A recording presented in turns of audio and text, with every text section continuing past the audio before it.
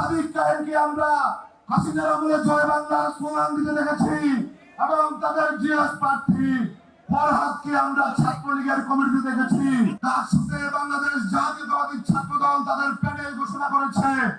আমরা যদি বাংলাদেশ জাতীয়তাবাদী ছাত্র দলের প্যানেল দেখি, বিপদে আমাদের আবির ইলেকশন করতেছে। জুলাইয়ের গণঅভ্যুত্থানে আবির সামনের সারির নেতৃত্ব ছিলেন এবং আমাদের জিএস প্রার্থী হামিম। এক্সট্রিম মশার কয়েল প্ল্যান্ট ফাইবার দিয়ে তৈরি, ডেঙ্গু চিকুনগুনিয়া বাহি সহ যে কোনো মশার বিরুদ্ধে দেয় এক্সট্রিম সুরক্ষা। 18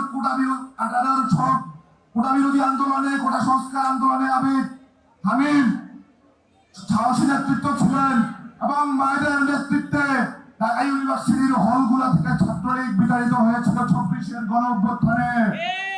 সংগ্রামী নেতৃবৃন্দ, এর বিপরীতে যদি আমরা দেখি, ছাত্র শিবির তাদের প্যানেল ঘোষণা করেছে।